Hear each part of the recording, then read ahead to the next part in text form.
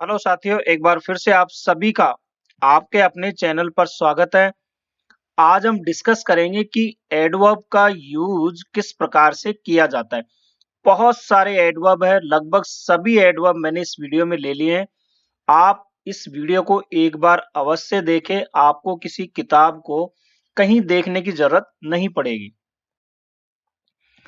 इससे पहले मैंने एक वीडियो अपलोड किया है जिसमें एडवर्ब एडवर्ब क्या है, एडवर्ब के टाइप यानी कितने प्रकार के हैं और एडवर्ब की पोजीशन क्या होती है सेंटेंस में और रूल्स क्या है, इन सब पर बताया है। तो वो वीडियो आपने नहीं देखा है तो देख लीजिए, आपको यहाँ स्क्रीन पे वो दिख जाएगा, यहाँ आप क्लिक करके देख सकते हैं। ये मैंने पहले भी स्लाइड बताई थी। एडवर्ब क्या है इसको एक बार देख लेते हैं। An adverb is a word that adds more information to a verb, an adjective और अनदर एडवर्ब।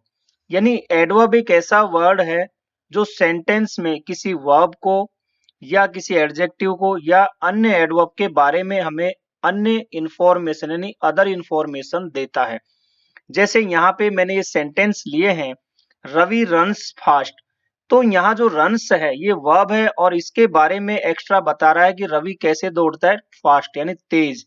ये एडवर्ब हो गया। यहाँ पे एडजेक्टिव है इंटेलिजेंट, इसके बारे में अतिरिक्त सूचना बता रहा है कि Ravi is very intelligent. Ravi कैसे है, वेरी इंटेलिजेंट यानी बहुत तेज है। और तीसरा, रवि राइट्स वेरी केयरफुली। तो यहाँ पे केयरफुली एडवर्ब है और इस एडवर्ब की भी एडवर्ब के द्वारा विशेषता बताई जाती है, अदर इंफॉर्मेशन बताई जाती है। और एडवर्ब यदि सेंटेंस के शुरू में लगे तो वह पूरे सेंटेंस को भी मॉडिफाई करता है। ये आप समझ गए होंगे, पहले मैंने वीडियो अपलोड किया है उसमें भी बताया था। अब हम चलते हैं हमारे मेन टॉपिक पर। सबसे पहले टू, इसका यूज, टू का यूज मोर देन एनफ यानी आवश्यकता से अधिक इस सेंस में हम करते हैं और नेगेटिव सेंस में करते हैं, यानी जो बैड क्वालिटीज होती है उनको दिखाने के लिए इसका यूज किया जाता है टू का। जैसे सी इज टू अगली यानी वह बहुत बदसूरत है। तो देखिए नेगेटिव सेंस जा रहा है, बैड क्वालिटीज है यानी बदसूरत की बात हो रही है। तो बदसूरत तो है, अगली यानी तो वैसे ही बदसूरत होता है, लेकिन टू लग गया आगे तो और भी ज्यादा, तो नेगेटिव सेंस में गया टू हम यहाँ यूज करते हैं। सी इज टू ब्यूटीफुल, वह बहुत खूबसूरत है। अब हमने यहाँ पे लिखा है कि टू का यूज नेगेटिव सेंस में करते हैं, तो क्या ये सेंटेंस सही हो सकता है क्या? क्योंकि वह बहुत खूबसूरत है तो ये तो अच्छा है ना, हम पॉजिटिव सेंस में बात कर रहे हैं। तो इस तरह से आप यहाँ टू का यूज नहीं लगाओगे जब आप पॉजिटिव सेंस में बात कर रहे हो। इसके स्थान पर आप वेरी का यूज करोगे। तो सी इज वेरी ब्यूटीफुल यानी वह बहुत खूबसूरत है। और यदि बैड क्वालिटीज है, नेगेटिव सेंस है, तो आप यहाँ टू का यूज करें। Clear?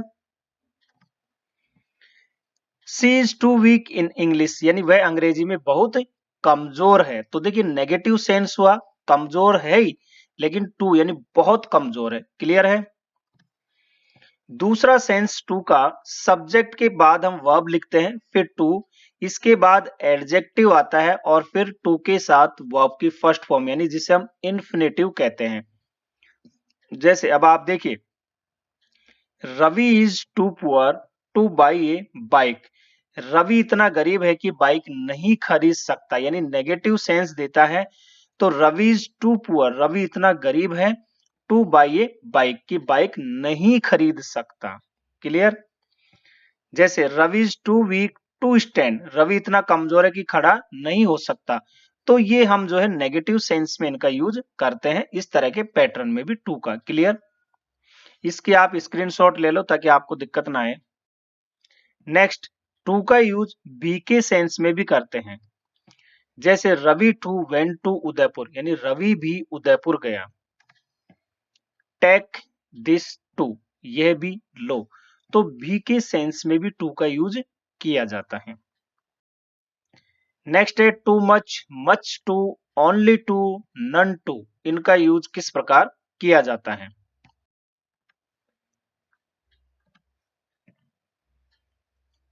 It gives me too much pain. Too much का जो यूज है बहुत अधिक के सेंस में करते हैं और इसके बाद नाउन का यूज होता है, ये आपको ध्यान रखना है। तो it gives me too much pain, pain यहाँ क्या है, नाउन, ये मुझे बहुत ज्यादा दर्द देता है। Clear concept. अब मच टू का यूज भी बहुत अधिक के सेंस में होता है, लेकिन इसके बाद एडजेक्टिव आता है। देखिए, it was much too painful, यह बहुत ज्यादा दर्दनाक था। तो पेनफुल क्या है, यहाँ एडजेक्टिव है, और पेन क्या है, यहाँ नाउन है, ये आपको ध्यान रखना है। नेक्स्ट, ओनली टू का यूज हम बहुत यानी वेरी के सेंस में करते हैं कि Ravi is only too intelligent, यानी रवि बहुत बुद्धिमान है। और यहाँ पे आप वेरी का यूज भी कर सकते हो, Ravi is very intelligent. Clear है। Next, none too, none too का यूज नॉट वेरी के सेंस में करते हैं, यानी बहुत नहीं। तो Ravi is none too intelligent, Ravi बहुत ही ज्यादा बुद्धिमान नहीं है। और इस सेंस में आप नॉट वेरी का भी यूज कर सकते हो, Ravi is not very intelligent. Concept clear हो गया होगा। बहुत इंटरेस्टिंग वीडियो है, इसका भी आप स्क्रीनशॉट ले ले, फोटो ले ले, फिर आगे बढ़ते हैं। नेक्स्ट, वेरी या मच, इसका मतलब होता है बहुत। देखिए, वेरी का यूज हम पॉजिटिव डिग्री के लिए करते हैं और मच का यूज हम कंपेरेटिव डिग्री के लिए करते हैं। यहां हम बात कर रहे हैं एडवर्ब की, हम एडवर्ब से रिलेटेड ही डिस्कस कर रहे हैं, ध्यान रखिएगा इस वीडियो में। Ravi is very small boy, Ravi बहुत छोटा लड़का है। तो यहाँ स्मॉल जो है आप सभी को पता है कि ये एडजेक्टिव है जो कि पॉजिटिव डिग्री को शो कर रहा है। क्लियर। लेकिन Ravi is much smaller than Raju, तो यहाँ देखिए स्मॉलर क्या है, स्मॉल का कंपेरेटिव डिग्री क्या होता है, स्मॉलर। तो कंपेरेटिव डिग्री के पहले हम मच का यूज करते हैं बहुत के सेंस में। यहाँ लिखा है मैंने, वेरी का यूज पॉजिटिव डिग्री के साथ और मच का यूज कंपेरेटिव डिग्री के साथ। तो Ravi is much smaller than Raju, यानी रवि राजू से अधिक छोटा है या बहुत छोटा है। आप यहां मच के स्थान पर वेरी मच का भी यूज कर सकते हैं। क्लियर। लेकिन यहां आप वेरी का ही यूज करोगे, यहां आप मच या वेरी मच दोनों में से किसी का यूज कर सकते हैं। नेक्स्ट, यहाँ पे मच के साथ हम दी प्लस सुपरलेटिव डिग्री का यूज करते हैं, और यदि आप वेरी का यूज करते हो तो दी पहले आएगा उसके बाद सुपरलेटिव। बहुत कंफ्यूजन रहता है लोगों में, इसको ध्यान से देख लीजिए। Ravi is much the smallest boy, इसका मतलब है रवि सबसे छोटा लड़का है। और Ravi is the very smallest boy, इसका मतलब भी रवि सबसे छोटा लड़का है। सेंस क्या है, स्मॉलेस्ट क्या है, सुपरलेटिव डिग्री, ये पॉजिटिव डिग्री स्मॉल, ये कंपेरेटिव स्मॉलर, और ये स्मॉलेस्ट यानी सुपरलेटिव डिग्री, तीन प्रकार की होती है। तो इसके पहले यदि हमें मच का यूज करना है तो फिर हम दाल लगाएंगे। क्लियर है। और यदि हम वेरी का यूज करते हैं तो उसके पहले दाल लगाएंगे। क्लियर। ये बात आपको क्लियर हो जानी चाहिए। नेक्स्ट, वेरी मच बहुत, और भी देखिए इसके सेंस। वेरी का यूज हम प्रेजेंट पार्टिसिपल के लिए करते हैं। प्रेजेंट पार्टिसिपल क्या होता है, वर्ब की आईएनजी जो फॉर्म होती है उसको प्रेजेंट पार्टिसिपल कहा जाता है। तो Ravi is very this is very interesting book, यानी ये बहुत रोचक किताब है। तो यहाँ जो इंटरेस्टिंग है ये प्रेजेंट पार्टिसिपल है, और इसके साथ हम वेरी का यूज करते हैं। और मच का यूज हम इसी सेंस में पास्ट पार्टिसिपल के साथ, पास्ट पार्टिसिपल होता है वर्ब की थर्ड फॉर्म। तो Ravi is much confuse, Ravi is much confuse यानी रवि बहुत भ्रमित है। तो यहाँ वर्ब की फर्स्ट फॉर्म में आईएनजी यानी प्रेजेंट पार्टिसिपल था, और यहाँ पास्ट पार्टिसिपल है यानी कि यहाँ थर्ड फॉर्म है। क्लियर। यहाँ मच के स्थान पर हम वेरी मच भी लिख सकते हैं, मच के स्थान पर यहाँ वेरी मच का भी यूज किया जा सकता है। और सामान्यतः देखे जाए तो प्रेजेंट पार्टिसिपल और पास्ट पार्टिसिपल दोनों ही ये एडजेक्टिव के रूप में यूज किए जाते हैं।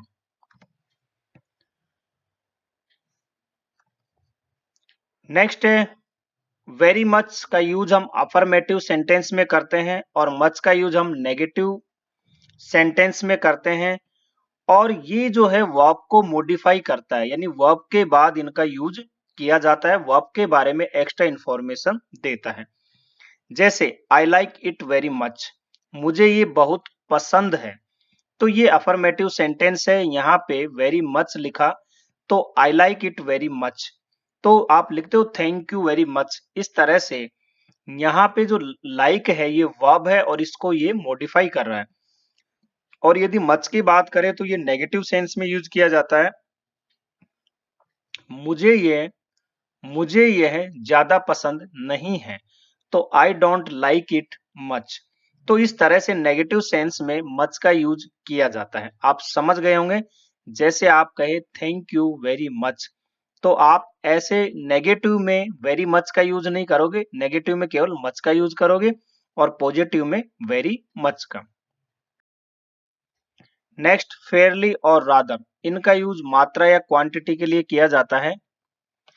देखिए फेयरली का यूज अनुकूल पसंद यानी गुड सेंस में करते हैं और रादर का यूज प्रतिकूल नापसंद या बैड सेंस में किया जाता है। जैसे the weather is fairly pleasant, यानी मौसम बहुत सुहावना है, आपके अनुकूल है, गुड सेंस में है, पसंदीदा है, तो फेयरली का यूज करोगे the weather is fairly pleasant.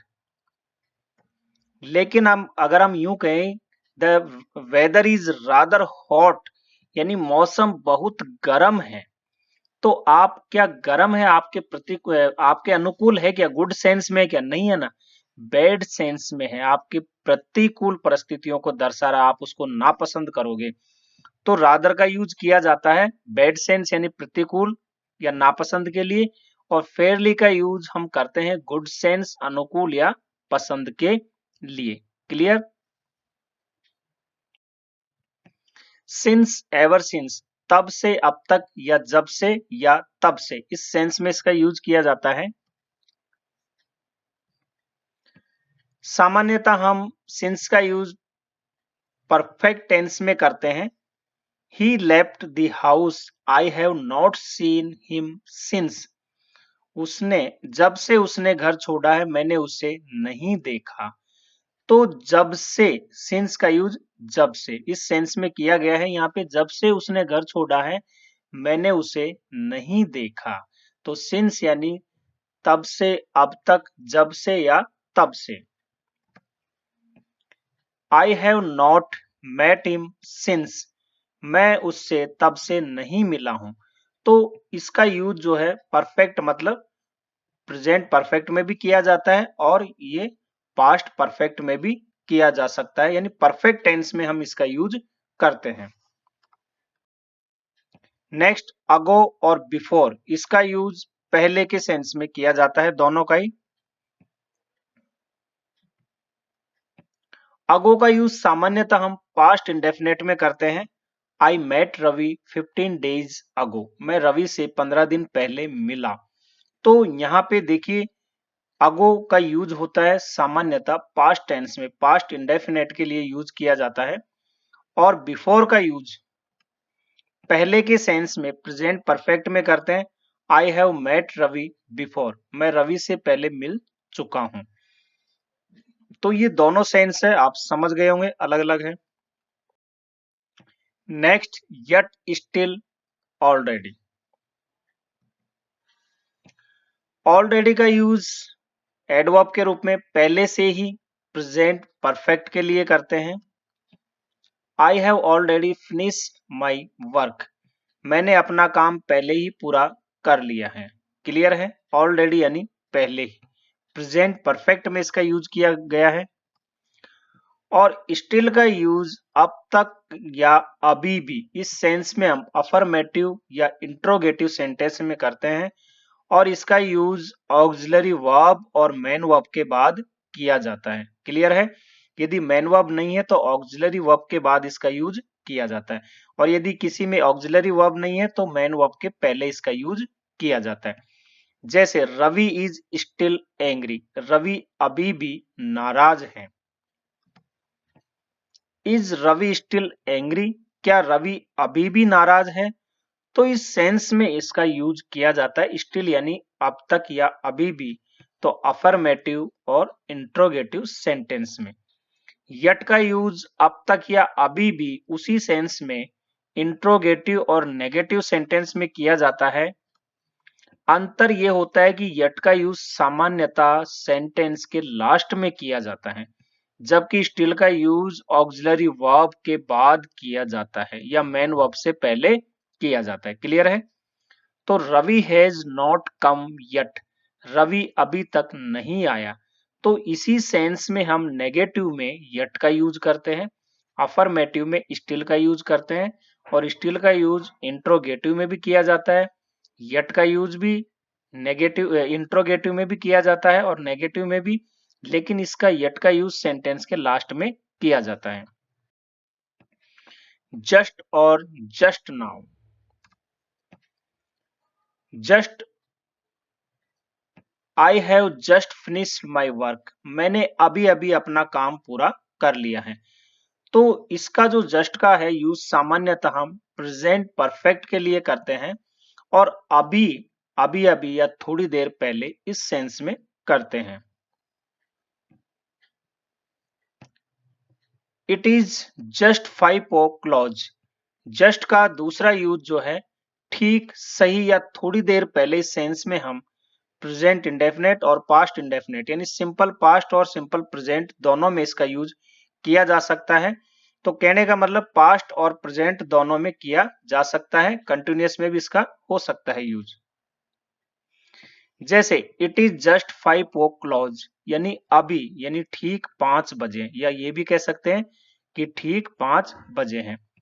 We were just talking about you, we were just talking about you यानी हम थोड़ी देर पहले आप ही के बारे में बात कर रहे थे। तो यहाँ पे सिंपल पास्ट, सिंपल प्रेजेंट या कंटिन्यूअस में भी इसका यूज किया जाता है। Next, just now. Just now का यूज अभी अभी या इसी पल के सेंस में या थोड़ी देर पहले के सेंस में प्रेजेंट और पास्ट दोनों में करते हैं। जैसे he is busy just now यानी वह अभी बिजी है, इसी पल वह व्यस्त है। रवि कैम जस्ट नाउ, तो रवि जो है थोड़ी देर पहले आया। जस्ट नाउ यानी अभी, इसी पल या थोड़ी देर पहले। I have finished my work just now यानी मैंने अभी मेरा कार्य पूरा कर लिया है। तो यहाँ पे एक चीज देखिएगा, इस सेंस में जस्ट नाउ का यूज सेंटेंस के लास्ट में किया गया, जबकि यहाँ जस्ट का यूज जो है हम सामान्यतः मेन वर्ब और हेल्पिंग वर्ब के बीच में करते हैं। नेक्स्ट, अर्ली, सून और क्विकली। सून का मतलब होता है थोड़ी देर बाद, शीघ्र या जल्दी ही यानी फ्यूचर एक्शन को दिखाता है, थोड़ी देर बाद, आने वाले समय में, शीघ्र या जल्दी। जैसे I will upload this video सून, मैं जल्दी ही ये वीडियो अपलोड करूंगा। बिल्कुल करूंगा, जैसे ये कंप्लीट हो जाएगा आपको ये वीडियो मिल जाएगा। ठीक है, तो I will upload this video सून यानी मैं जल्दी इस वीडियो को अपलोड करूंगा। क्लियर? अब किसी विशेष समय के तुरंत बाद हम पास्ट टेंस के लिए भी सून का यूज करते हैं। जैसे she went to market soon after I came from school, मेरे स्कूल से आने के तुरंत बाद वह बाजार गई। तो किसी विशेष समय के तुरंत बाद, इस सेंस में हम पास्ट में भी सून का यूज करते हैं। क्लियर? अर्ली का यूज निर्धारित समय से पूर्व के लिए किया जाता है। रवि केम अर्ली दिस मॉर्निंग, रवि आज सुबह जल्दी आ गया यानी जो टाइम दिया गया था उससे पहले, उससे पूर्व वो आ गया यानी निर्धारित समय से पूर्व। क्विकली का मतलब होता है जल्दी से, तेजी से। कम हियर क्विकली यानी जल्दी से यहां आओ, तेजी से यहां आओ, जल्दी आओ, इस सेंस में यूज किया जाता है। स्क्रीनशॉट एक ले लो ताकि हम आगे बढ़े। नेक्स्ट, एनफ, काफी या पर्याप्त। एनफ का यूज सामान्यतः हम एडवर्ब के रूप में उस वर्ड के बाद करते हैं जिसको मॉडिफाई करना होता है या जिसके बारे में अतिरिक्त सूचना दी जा रही हो। जैसे that T is not hot enough, चाय पर्याप्त गर्म नहीं है। The T is not hot enough, यानी चाय पर्याप्त गर्म नहीं है। तो हॉट के बाद किया गया, हॉट को मॉडिफाई किया जा रहा है, तो उस शब्द के बाद करते हैं जिसको मॉडिफाई किया जाता है।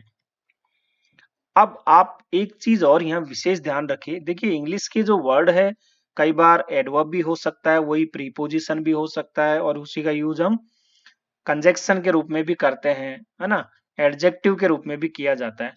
तो एनफ का यूज जब एडजेक्टिव के रूप में होता है तो नाउन से पहले इसका यूज किया जाता है, सेंस वही होता है पर्याप्त। तो I don't have enough money, अब यहाँ देखिए मनी से पहले एनफ का यूज हुआ है, जबकि लिखा क्या है यहाँ, उस वर्ड के बाद लिखते हैं जिसको मॉडिफाई करते हैं, क्लियर, ठीक है। लेकिन हॉट एक अलग है, एडवर्ब या एडजेक्टिव के केस में ये कंडीशन लागू होती है। और यदि यहाँ एनफ जो है ये एडजेक्टिव है तो इसके बाद नाउन का यूज हुआ है, तो नाउन से पहले पर्याप्त के सेंस में इसका यूज करते हैं। और जैसे हॉट यहाँ एडजेक्टिव है, यदि एडवर्ब होता तब भी हम एनफ का यूज यही करते, क्लियर। नेक्स्ट ओनली, ओनली का मतलब केवल या सिर्फ। ओनली का यूज उस वर्ड के पहले करते हैं हमें जिसे मॉडिफाई करना हो। Only she can solve this question, केवल वह ही इस प्रश्न को हल कर सकता है, हल कर सकती है। यहाँ पे देखिए मिस्टेक हुआ है, लड़की की बात हो रही है, तो आप यहाँ सी है, केवल वह हल कर सकती है, क्लियर। नेक्स्ट है she can only solve this question, वह इस प्रश्न को केवल हल कर सकती है। She can solve only this question, वह केवल इस प्रश्न को हल कर सकती है। यहां सकती था तो मैंने कर दिया। अब आप इनको देखिए क्या है, सी से पहले ओनली का यूज हुआ, यानी कि यहाँ सब्जेक्ट को मॉडिफाई किया जा रहा है, यानी किसको, प्रोनाउन को। यहाँ सॉल्व से पहले ओनली का यूज हुआ, यहाँ वर्ब को मॉडिफाई किया जा रहा है। और दिस क्वेश्चन यहाँ पे इसको मॉडिफाई किया जा रहा है, तो she can solve only this question, यानी ऑब्जेक्ट को मॉडिफाई किया जा रहा है।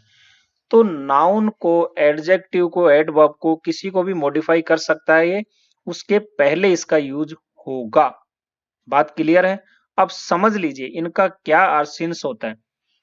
जैसे ओनली सी यानी केवल वह, ठीक, कैन सॉल्व दिस क्वेश्चन, केवल वह ही इस प्रश्न को हल कर सकती है और कोई दूसरा नहीं कर सकता। देखिए इसको एम्फेटिक बनाया गया है, इन्हें प्रभावी बना दिया, जिस वर्ड के आगे लगा ओनली उस पर जोर दिया गया।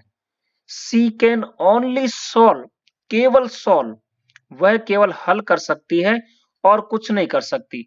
वो होमवर्क नहीं कर सकती, लिख नहीं सकती, केवल उसको हल कर सकती है, क्लियर।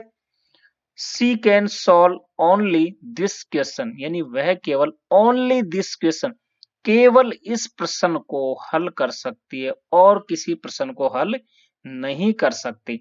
तो समझ गए होंगे कि जिसके आगे ओनली लग गया उसी के सेंस में इनका यूज किया जाता है। नेक्स्ट आल्सो, इवन और टू, इनका मतलब होता है भी। इवन आल्सो सामान्यतः वर्ब के पहले लगाते हैं हम, लेकिन यदि जिस शब्द पर बल दिया जाता है उससे पूर्व भी लगाया जाता है। सामान्य कंडीशन में इवन और आल्सो का यूज वर्ब के पहले किया जाता है। रवि, टू या आल्सो हेल्प मी, रवि ने भी मेरी मदद की, तो वर्ब के पहले इनका यूज किया गया। टू और आल्सो दोनों का मतलब भी होता है। अब आल्सो का यूज सामान्यतः हम अफर्मेटिव सेंटेंस में करते हैं।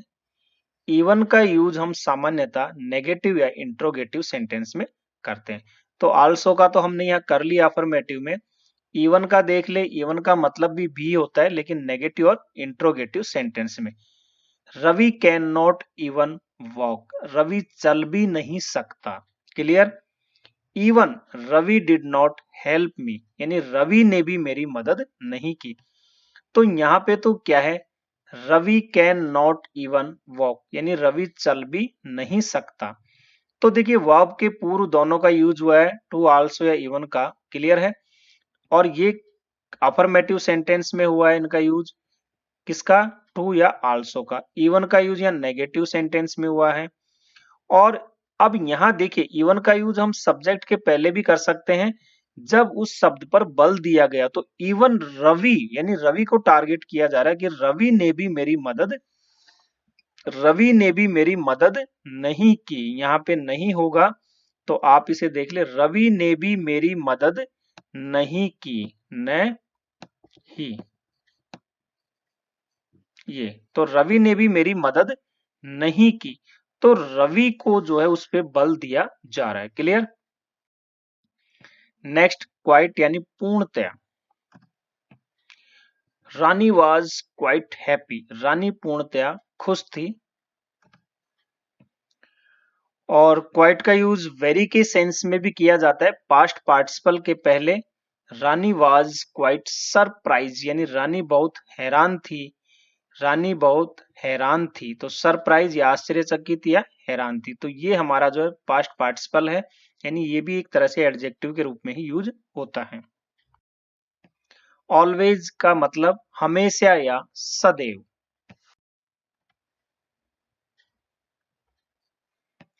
ऑलवेज हमेशा सदैव। देखिए ऑलवेज का यूज हम मेन वर्ब के पहले करते हैं, और यदि ऑक्सिलरी वर्ब या हेल्पिंग वर्ब है तो हेल्पिंग वर्ब के बाद और मेन वर्ब के पहले। सी ऑलवेज कम्स लेट, वह हमेशा देर से आती है। तो सी और यहाँ पे कम्स वर्ब के पहले यानी मेन वर्ब के पहले इसका यूज हुआ। सी इज ऑलवेज रेडी, वह हमेशा तैयार है। तो यहाँ पे इज जो है एक तरह से हम ऑक्सिलरी वर्ब माने तो ऑक्सिलरी वर्ब के बाद इसका यूज हुआ, यानी is, am, are, was were, उसके बाद इसका यूज किया जाता है। She have always helped me, उसने हमेशा, she have always help Ravi, उसने हमेशा रवि की मदद की। तो यहाँ ऑक्सिलरी वर्ब और ये मेन वर्ब इसके बीच में इसका यूज किया गया है। नेक्स्ट एवर और नेवर। एवर का यूज कभी भी, किसी भी समय, नेगेटिव और इंट्रोगेटिव सेंटेंस में करते हैं, ठीक है। हैव यू एवर स्मोक्ड, क्या आपने कभी धूम्रपान किया है। कभी भी, किसी भी समय, तो हैव यू एवर, आपने कभी भी किसी भी समय धूम्रपान किया है। नेवर का यूज कभी भी नहीं, किसी भी समय नहीं, उस सेंस में करते हैं। तो आई हैव नेवर स्मोक्ड, मैंने कभी भी किसी भी समय धूम्रपान नहीं किया है, क्लियर है। तो एवर का यूज नेगेटिव और इंट्रोगेटिव में इसी सेंस में, और नेवर का यूज यहाँ पे जो है सामान्य सेंटेंस में किया जाता है, क्योंकि नेवर अपने आप में ही नेगेटिव सेंस देता है, इसके साथ नॉट लगाने की आपको जरूरत नहीं होती। अब प्रेजेंट और पास्ट परफेक्ट में भी जब तक या तब तक जितने, इस सेंस में भी एवर का यूज किया जाता है। जैसे this is the best book, यानी कि this is the best book I have ever written, यानी मैंने अब तक जितनी भी पुस्तकें लिखी है उनमें सबसे अच्छी है ये। तो this is the best book यानी सबसे अच्छी है।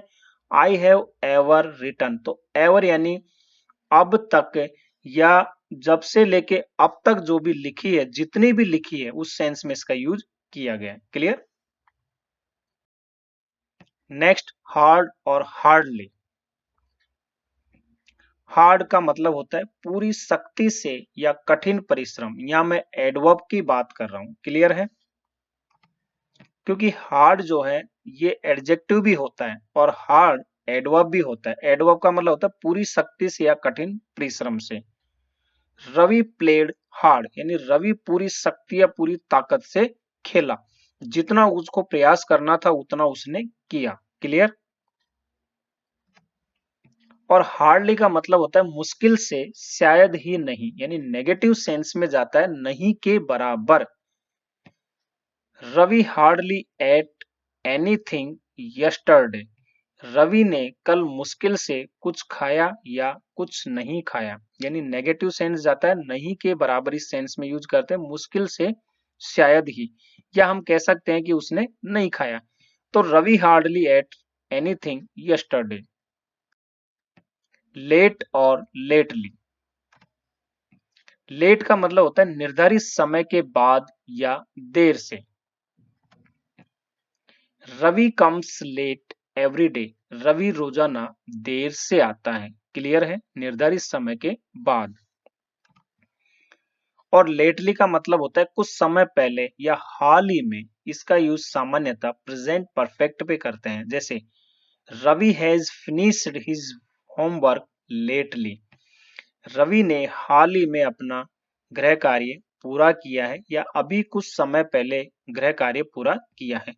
तो लेट का मतलब निर्धारित समय के बाद या देर से, और लेटली का मतलब कुछ समय पहले या हाल ही में। नेक्स्ट, मोस्ट, मोस्टली और ऑलमोस्ट। मोस्ट का मतलब होता है सबसे अधिक, और मोस्टली का मतलब होता है अधिकतर या अधिकांश। Most, the boy whom I like most is Ravi. जिस लड़के को मैं सबसे अधिक पसंद करता हूं वह रवि है। The boy whom I like most, जिस लड़के को मैं सबसे अधिक पसंद करता हूं, इज रवि, यानी वह रवि है। तो सबसे अधिक के सेंस में मोस्ट का यूज किया जाता है एडवर्ब के रूप में। और मोस्टली का मतलब अधिकतर या अधिकांश। Ravi is mostly absent. Ravi अधिकतर अनुपस्थित रहता है। अधिकतर, ज्यादातर, अधिकांशतया, यानी मोस्टली। तीसरा है ऑलमोस्ट। इसका मतलब होता है लगभग। Ravi has almost finish his work. Ravi ने अपना काम लगभग पूरा कर लिया, यानी लगभग लगभग कर लिया है, खत्म होने के कगार पे ही है। इस सेंस में हम ऑलमोस्ट का यूज करते हैं। नेक्स्ट, स्लोली और लॉली। स्लोली का मतलब होता है धीरे धीरे, और ये क्विकली के अपोजिट के रूप में यूज होता है। देखिए कैसे। रवि इज रीडिंग स्लोली, यानी रवि धीरे धीरे पढ़ रहा है। Clear? Ravi is reading slowly, यानी रवि धीमे धीमे पढ़ रहा है। तो लॉली मतलब धीमे धीमे, ये लाउडली का अपोजिट होता है। अब आप दोनों चीजों में अंतर समझिए। देखिए यहाँ लाउडली का अपोजिट लॉली है। इसका मतलब यहाँ आवाज तेज है और यहाँ धीमी आवाज में पढ़ रहा है। रवि इज रीडिंग लाउडली, यानी धीमे धीमे पढ़ रहा है। लेकिन यहाँ स्लोली का मतलब क्या है? ये क्विकली का अपोजिट है। जैसे तेजी से पढ़ रहा है कोई, स्लोली यानी धीमे पढ़ रहा है, अटक अटक के पढ़ रहा है, तो उसको पढ़ना नहीं आ रहा ठीक से, इस सेंस में यूज किया गया है। क्लियर है? नेक्स्ट, हॉटली, वार्मली और कोल्डली। हॉटली का मतलब होता है जोश के साथ, दोस्ताना ढंग से या गर्मजोशी से। हम कह सकते हैं ये, सॉरी, वार्मली का मतलब जोश के साथ या दोस्ताना ढंग से, इसका यूज करते हैं वार्मली। रवि वेलकम मी वार्मली। रवि ने गर्मजोशी से मेरा स्वागत किया, यानी दोस्ताना ढंग से, गर्मजोशी से, जोशीले होकर उसने मेरा स्वागत किया, यानी बहुत बढ़िया स्वागत किया। नेक्स्ट है हॉटली। हॉटली का मतलब होता है गुस्से से या अपमानपूर्ण ढंग से। जैसे कहो नॉनसेंस, रवि सेड हॉटली, यानी बकवास, क्या बकवास है, रवि ने अपमानपूर्ण या गुस्से से कहा। तो रवि ने मुझसे कहा नॉनसेंस, रवि सेड हॉटली, तो रवि ने इस तरह कहा। तो हॉटली का मतलब हुआ गुस्से से या अपमानपूर्ण ढंग से। तीसरा है कॉल्डली। कॉल्डली का होता है बिना उत्साह के, यानी ईर्ष्या के भाव से कोई आपको नफरत करता है, क्या करेगा, हल्के से मन से, मरे मन से स्वागत करना मतलब। तो रवि वेलकम्ड मी कॉल्डली, यानी रवि ने बिना उत्साह के मेरा स्वागत किया, मरे हुए ढंग से मेरा उत्साह किया। उसको कोई इंटरेस्ट नहीं था, उसका मुंह इधर था, वो गले मेरे इधर मिल रहा था, यानी एक तरह से नफरत के भाव से उसने मुझे देखा या मेरा स्वागत किया। वीडियो पसंद आया हो तो लाइक और शेयर जरूर करें, और यदि चैनल पे नए हैं तो इसे सब्सक्राइब कर ले। बहुत मेहनत की है और मैंने ज्यादातर प्रयास किया है कि लगभग पूरे इसमें एडवर्ब आ जाए। वीडियो पसंद आया हो जरूर इसको आप लाइक और शेयर करें। हंसते रहिए, मुस्कुराते रहिए, देखते रहिए आपका अपना चैनल SR जाजोरिया। धन्यवाद।